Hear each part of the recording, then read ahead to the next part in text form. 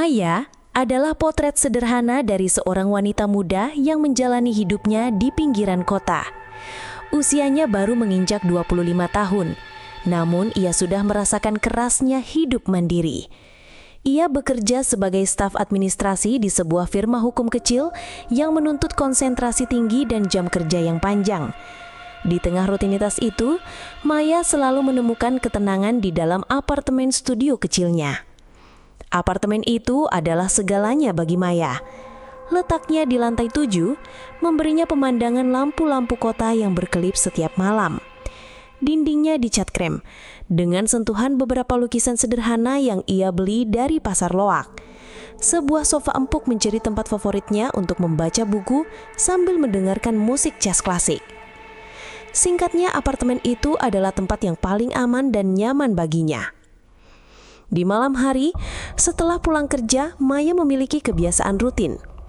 Ia akan mandi air hangat, memakai piyama kesayangannya, lalu membuat secangkir teh kamomil.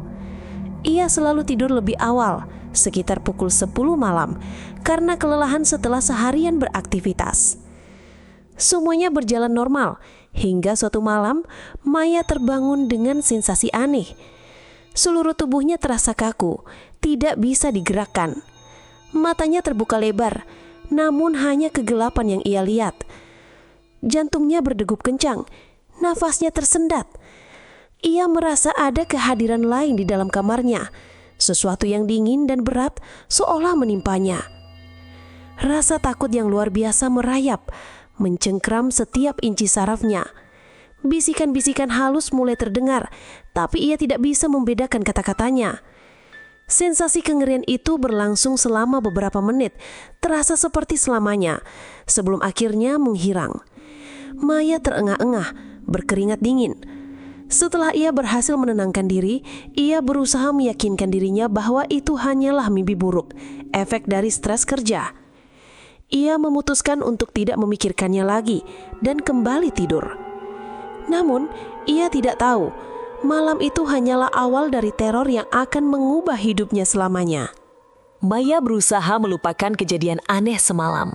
Ia meyakinkan diri bahwa itu hanyalah efek kelelahan. Pagi itu, seperti biasa, ia berangkat kerja, memaksakan senyum kepada rekan-rekannya. Tapi, ada yang berbeda.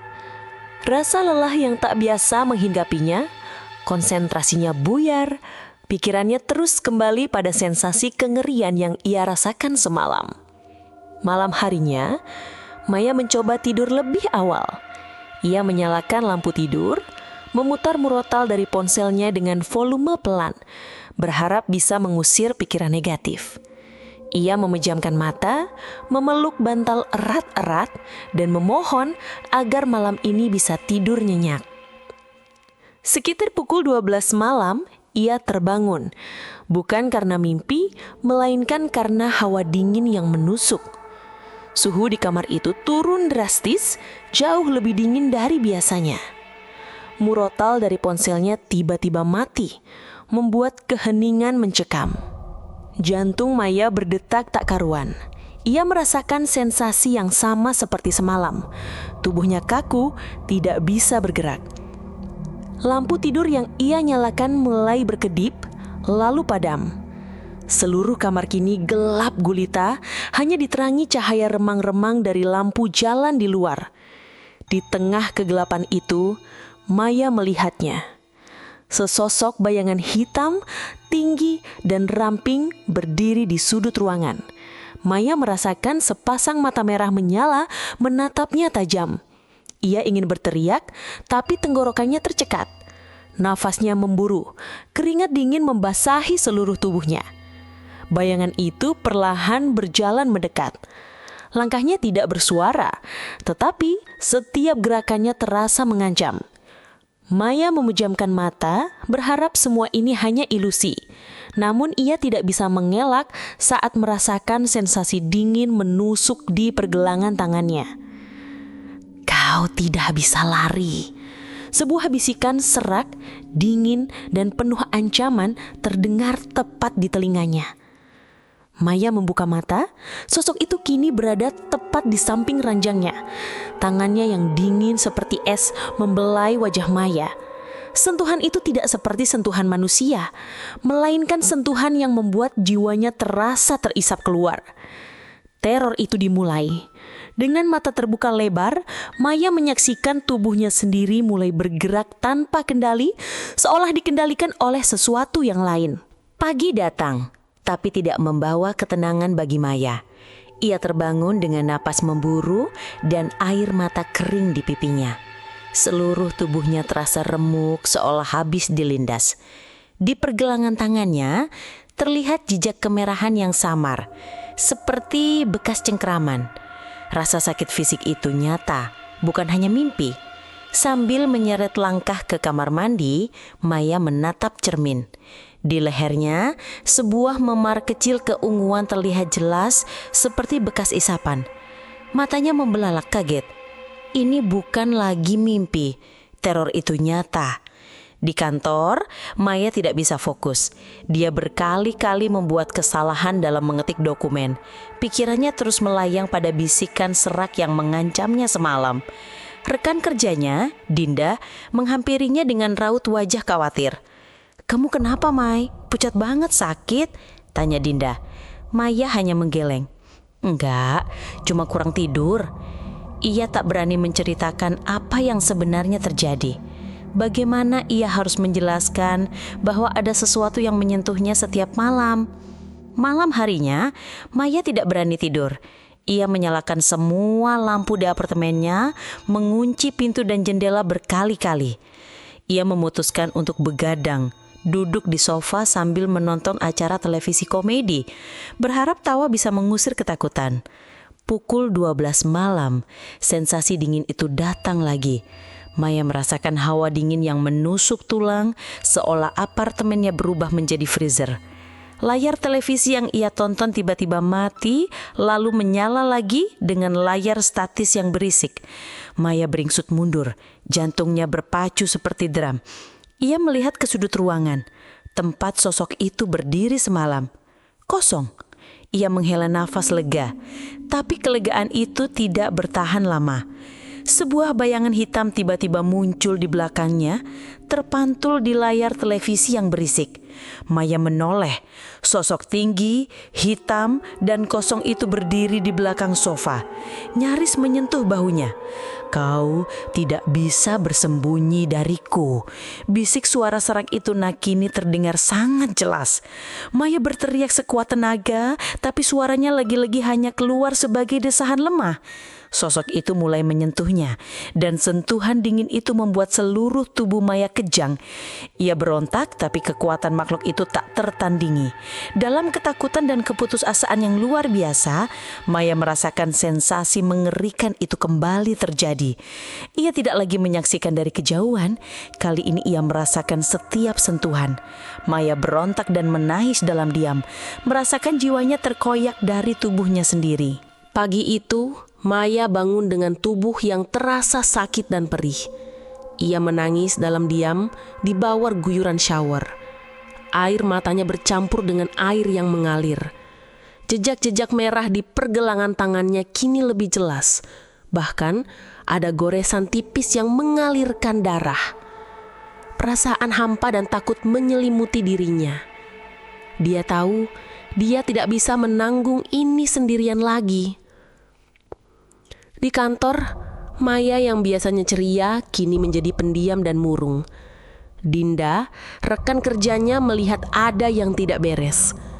Dinda mendekati Maya saat jam istirahat. "Maya, kamu beneran baik-baik aja? Aku lihat kamu kayak habis dipukuli," kata Dinda. Matanya tertuju pada bekas memar samar di lengan Maya yang tidak tertutup sempurna oleh bajunya. Maya akhirnya tidak bisa menahan diri.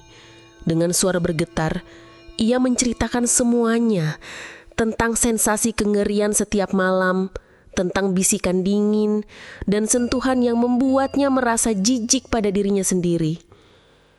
Dinda mendengarkan dengan serius, tidak menyela, tapi raut wajahnya berubah dari khawatir menjadi ketakutan. "Kamu harus cari bantuan, Mai. Ini bukan hal biasa. Dinda berbisik, "Aku punya kenalan, seorang ahli spiritual. Dia sering membantu kasus-kasus seperti ini." Malam harinya, Dinda membawa Maya ke sebuah rumah tua di pinggir kota. Di sana, mereka bertemu dengan seorang wanita paruh baya bernama Mbak Rini. Mbak Rini menyambut mereka dengan senyum hangat, tapi sorot matanya tajam dan penuh pengertian. Setelah mendengar cerita Maya, Mbak Rini menatapnya lekat-lekat. "Energi di sekitarmu sangat gelap. Kau tidak sendirian. Makhluk itu sangat kuat. Ia sudah menandaimu." Mbak Rini memberikan Maya sebuah ramuan yang terbuat dari rempah-rempah kering. "Siramkan ini di sekeliling apartemenmu setiap malam." Dan ini, Mbak Rini menyerahkan selembar kertas yang bertuliskan aksara kuno. "Letakkan ini di bawah bantalmu. Ini bukan untuk mengusir, tapi untuk memberikannya peringatan. Jangan sekali-kali kau coba melawannya sendirian." Maya kembali ke apartemennya dengan secercah harapan. Ia mengikuti semua instruksi Mbak Rini. Malam itu, ia menyiramkan ramuan di setiap sudut ruangan dan meletakkan kertas bertuliskan aksara kuno di bawah bantalnya. Namun, harapan itu hancur.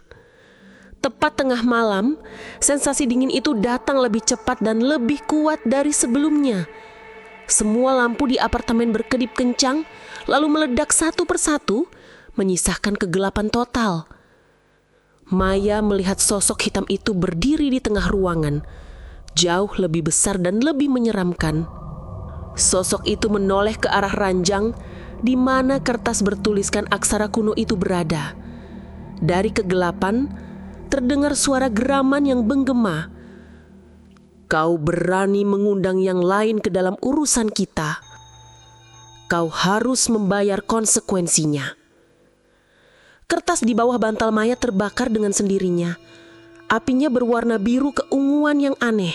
Setelah kertas bertuliskan aksara kuno itu terbakar, sosok hitam itu menghilang. Tapi bukan berarti terornya berakhir. Sebaliknya, teror itu kini merambah ke siang hari. Pagi itu, Maya terbangun dengan nafas yang sesak.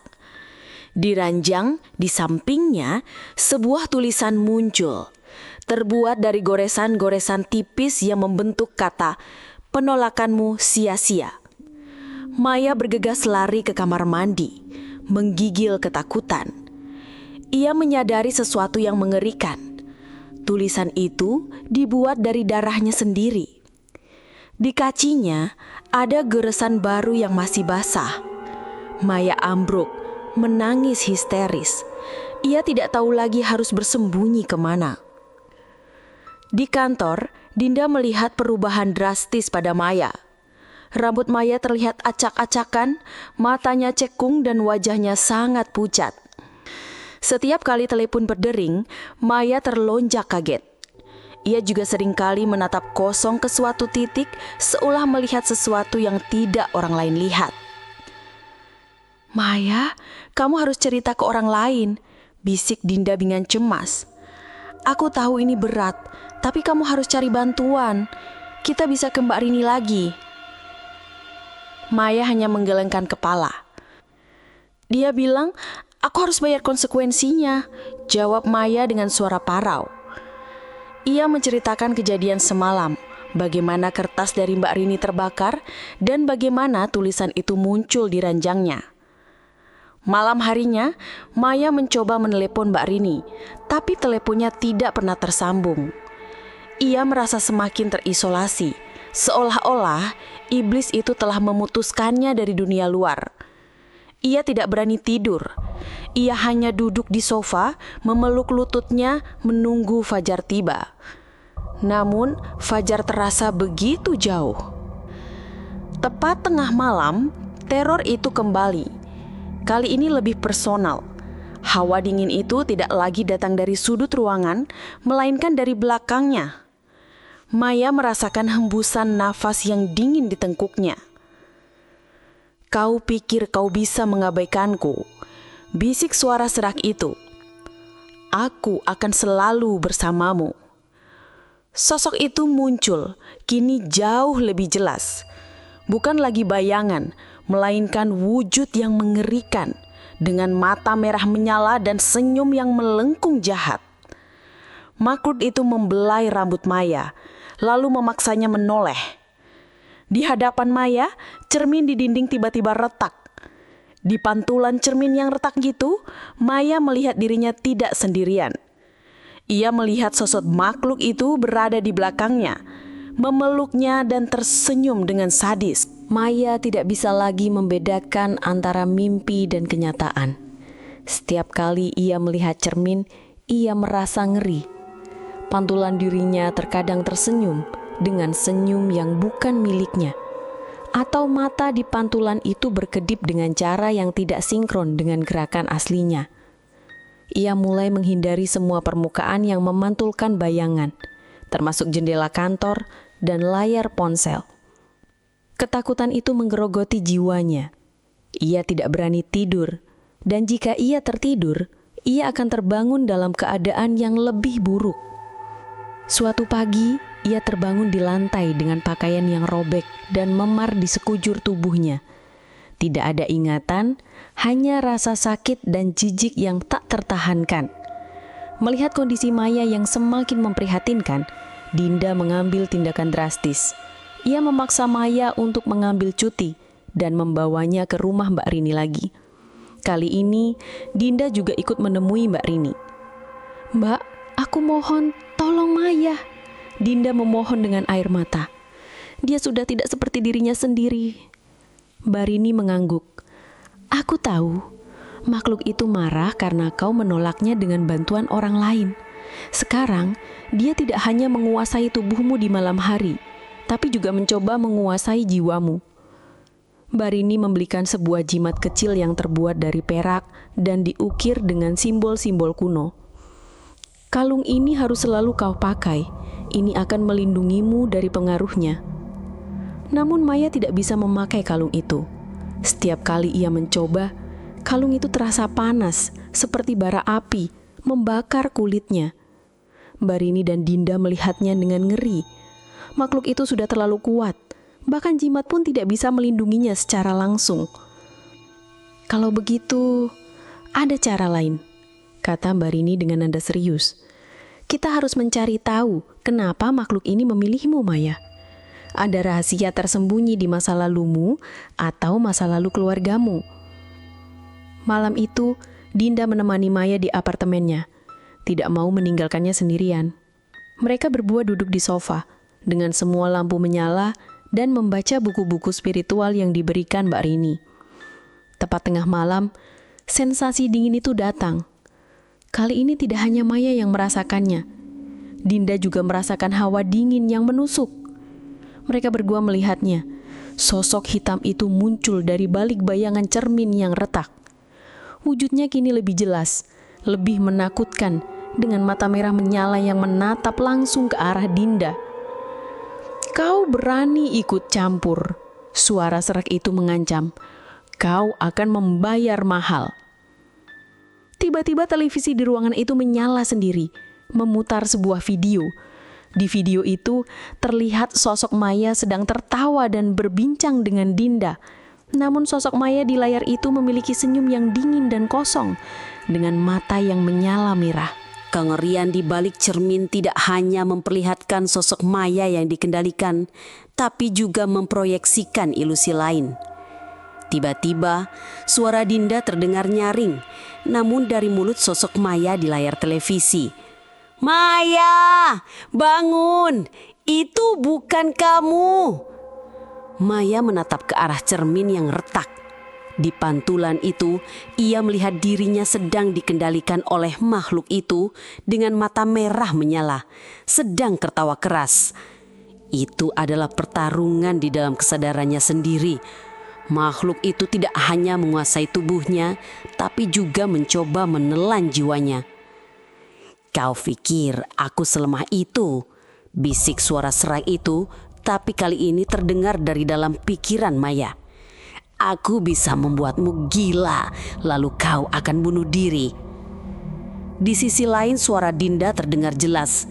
"Maya, lawan, jangan biarkan dia menguasaimu. Ingat siapa kamu." Maya terlempar ke dalam pusaran ingatan. Ia melihat dirinya di masa kecil sedang bermain ayunan dengan ayahnya.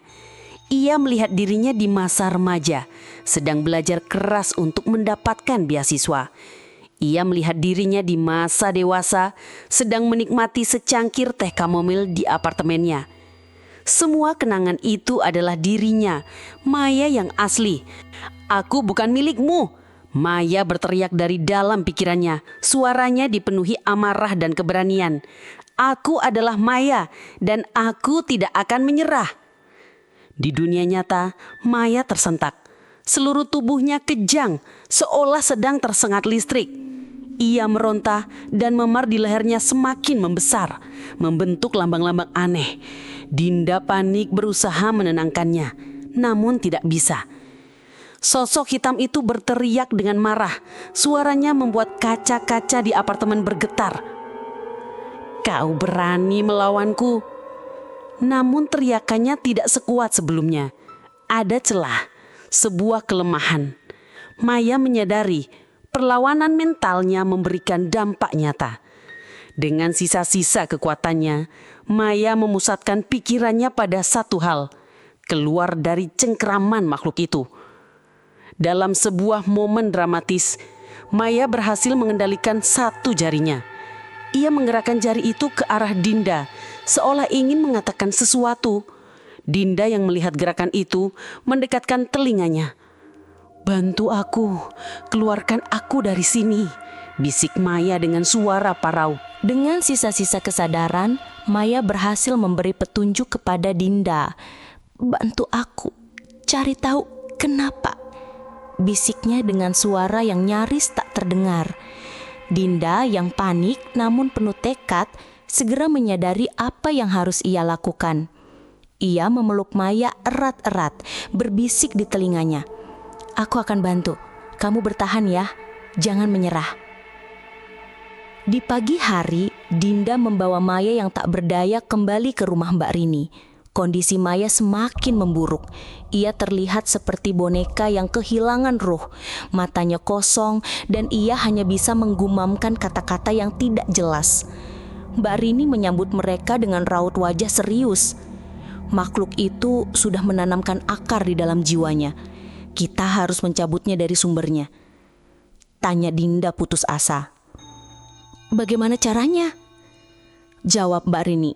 "Kita harus mencari tahu kenapa makhluk itu mengincarnya. Makhluk-makhluk seperti itu tidak datang tanpa alasan. Mereka terikat pada sebuah ikatan, sebuah perjanjian, atau sebuah dendam." Mbak Rini menyarankan Dinda untuk mencari tahu tentang keluarga Maya, terutama tentang orang tuanya atau bahkan kakek dan neneknya. Mbak Rini memberikan Dinda sebuah buku tua yang berisi simbol-simbol kuno dan mantra. "Bacalah ini. Mungkin kau akan menemukan petunjuk. Aku akan mencoba melindungi Maya dari serangan lebih lanjut." Dinda kembali ke apartemen Maya. Ia mulai mencari, membolak-balik album foto lama, membaca surat-surat, dan menelusuri kenangan masa lalu Maya. Ia menemukan sebuah album foto tua milik ibu Maya yang sudah lama meninggal.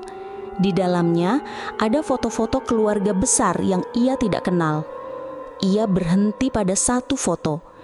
Di sana ayah Maya terlihat muda, sedang berfoto bersama seorang pria yang wajahnya ia tidak kenali. Pria itu memiliki tatapan mata yang dingin dan menusuk. Yang aneh, ada sebuah goresan aneh di tangan pria itu. Goresan yang mirip dengan simbol yang muncul di tubuh Maya. Di balik foto itu, ada tulisan tangan yang kabur. Perjanjian gelap di bawah pohon beringin. Dinda merasa merinding.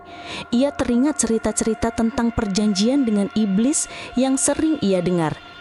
Mungkinkah ayah Maya atau bahkan kakeknya pernah membuat perjanjian dengan makhluk gaib dan sekarang Maya yang harus menanggung akibatnya? Dinda kembali menemui Mbak Rini dengan foto dan petunjuk yang ia temukan. Mbak Rini meneliti foto itu dengan saksama. Matanya terpaku pada simbol aneh di tangan pria yang tidak dikenal itu. Simbol ini adalah tanda ikatan, gumam Mbak Rini. Perjanjian yang dibuat dengan makhluk dari dimensi lain. Di bawah pohon beringin, itu bukan sekadar tempat, tapi juga sebuah sumpah.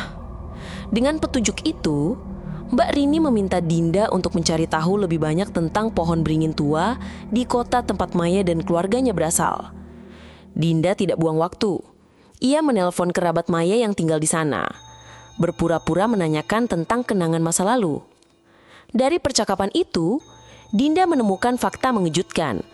Ayah Maya di masa mudanya pernah terlibat dalam sebuah kasus sengketa tanah dengan seorang rentenir yang terkenal kejam.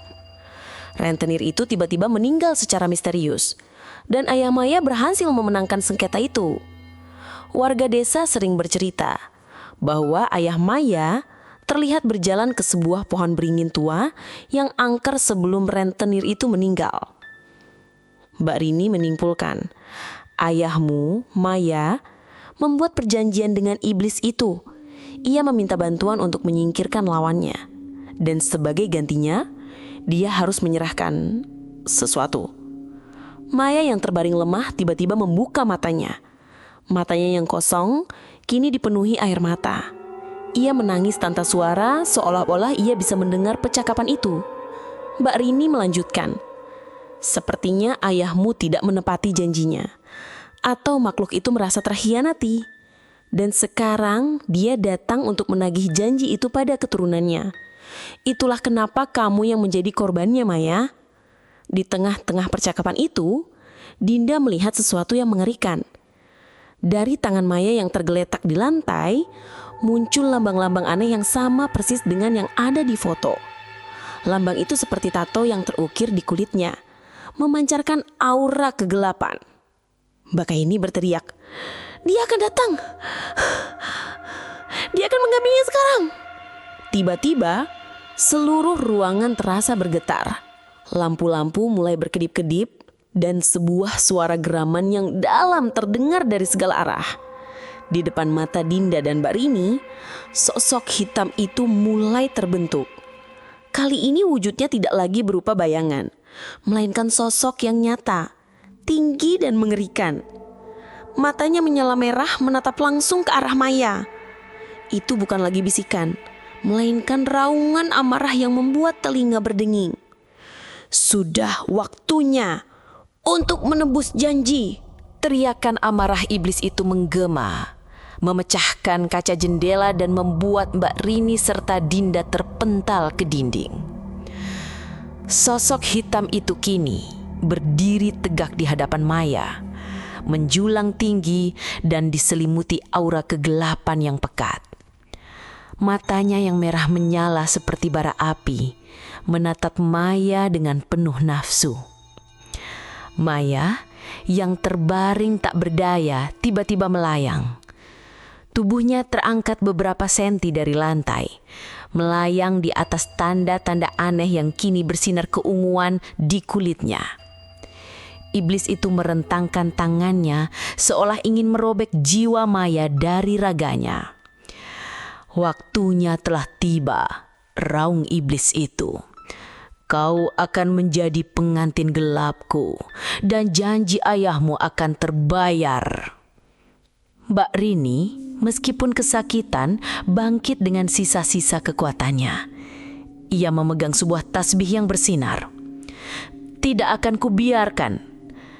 Ia mulai melafalkan doa-doa kuno dengan lantang. Cahaya putih memancar dari tasbihnya, mencoba mengusir kegelapan iblis itu.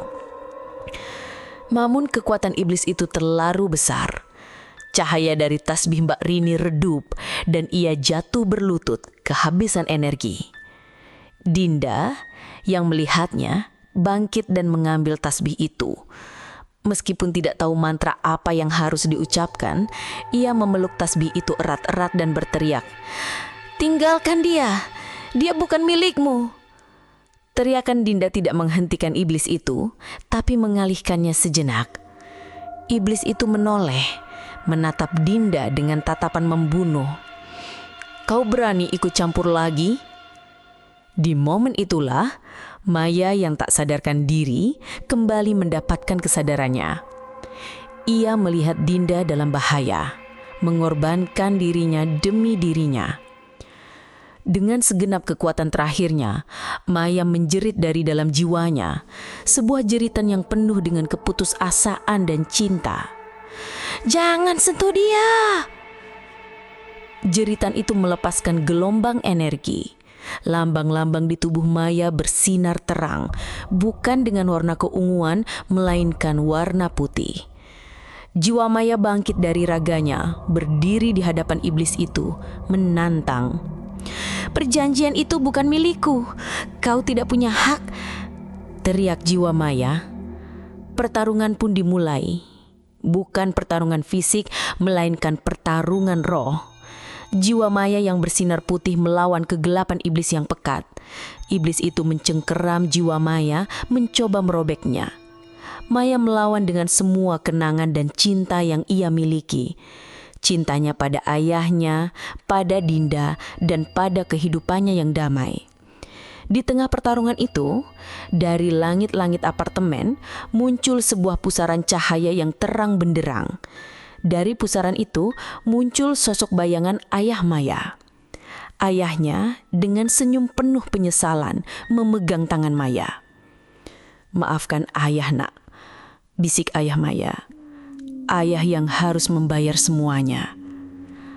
Ayah Maya memegang sebuah pedang cahaya, menusukkan pedang itu ke dada iblis itu. Iblis itu meraung kesakitan dan lambang-lambang di tubuh Maya menghilang. Jiwa Maya kembali ke dalam raganya. Iblis itu melemah dan pusaran cahaya itu menarik iblis itu ke dalamnya. Sebelum iblis itu menghilang, ia berteriak, "Aku akan kembali. Tunggu saja, aku akan kembali." Pusaran cahaya itu menghilang dan semuanya kembali hening. Maya jatuh kembali ke lantai, terengah-engah, dan Dinda segera menghampirinya, memeluknya erat-erat. Kekuatan gelap lenyap, dan apartemen itu kembali normal. Hanya ada keheningan, puing-puing kaca yang berserakan, dan dua wanita yang saling berpelukan, terengah-engah. Dinda menatap Maya, memastikan ia baik-baik saja. Maya terlihat lemah, tapi matanya tidak lagi kosong. Jiwanya kembali meskipun dengan bekas luka yang mendalam. Maya, kamu baik-baik saja? Dinda bertanya, suaranya bergetar. Maya mengangguk pelan. Aku baik-baik saja," jawabnya. Suaranya serak. Ia memandang ke tempat di mana sosok ayahnya muncul. Dia menolongku." Mbak Rini yang perlahan bangkit mendekati mereka. "Perjanjian itu telah terputus. Roh ayahmu datang untuk membayar kesalahannya dan dia telah mengikat iblis itu untuk sementara waktu."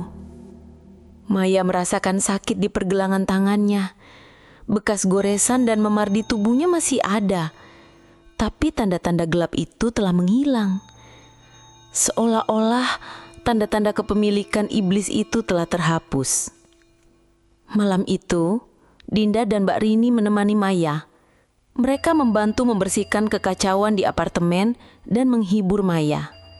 Mbak Rini menjelaskan bahwa iblis itu tidak benar-benar musnah, hanya terikat. Ia mungkin akan kembali suatu hari nanti, mencari cara untuk keluar dari ikatan itu, tapi tidak dalam waktu dekat. "Kau harus hidup," kata Mbak Rini kepada Maya. "Kau harus hidup dan jadikan dirimu kuat. Itu satu-satunya cara untuk melindungimu dari kembalinya dia." Keesokan harinya, Maya melihat pantulannya di cermin yang retak. Wajahnya terlihat lelah, tapi di matanya ada tekad yang baru. Ia tidak lagi melihat bayangan lain di belakangnya. Maya adalah Maya, seutuhnya. Ia memutuskan untuk memulai hidup baru. Ia keluar dari pekerjaan lama dan dengan bantuan Dinda, ia mencari apartemen baru. Maya tidak ingin kembali ke tempat yang penuh kenangan buruk. Ia ingin memulai semuanya dari awal, di tempat yang tidak pernah disentuh oleh kegelapan. Maya dan Dinda, yang kini menjadi sahabat sejati, mengunjungi makam ayah Maya. Maya tidak marah. Ia tahu ayahnya telah membayar kesalahannya dengan pengorbanan terbesar. Di makam itu, Maya berbisik, "Terima kasih ya, aku akan hidup dengan baik." 6 bulan berlalu. Maya telah pindah ke sebuah apartemen kecil di sisi lain kota, jauh dari tempat yang menyimpan kenangan buruk. Ia menemukan pekerjaan baru di sebuah toko buku, sebuah tempat yang tenang dan penuh dengan cerita. Ia juga mengambil kelas bela diri, tidak hanya untuk melindungi diri secara fisik, tapi juga untuk menguatkan mentalnya. Persahabatannya dengan Dinda semakin erat. Dinda sering mengunjunginya, dan mereka berdua sering menghabiskan waktu bersama, tertawa, dan mencoba menjalani hidup normal. Maya masih sering bermimpi buruk, namun kali ini ia tidak lagi ketakutan. Dalam mimpinya, ia melihat bayangan iblis itu, tapi ia tidak lagi lari. Ia menghadapi bayangan itu, dan di sampingnya selalu ada bayangan ayahnya yang tersenyum. Suatu malam saat Maya sedang membaca buku di sofa, ia merasakan hawa dingin yang familiar. Seluruh tubuhnya menegang, jantungnya berdebar. Ia bangkit, tidak panik seperti dulu. Ia menoleh ke sudut ruangan dan melihatnya, sebuah bayangan tipis, transparan, seolah-olah hanya hantu dari masa lalu. Bayangan itu adalah iblis itu, tapi wujudnya sangat lemah, nyaris tidak terlihat. Matanya tidak lagi merah menyala, hanya redup, dan suaranya tidak lagi serak mengancam, melainkan seperti bisikan jauh yang putus asa. "Aku akan kembali, aku akan bebas," bisiknya. Maya menatap bayangan itu dengan tenang.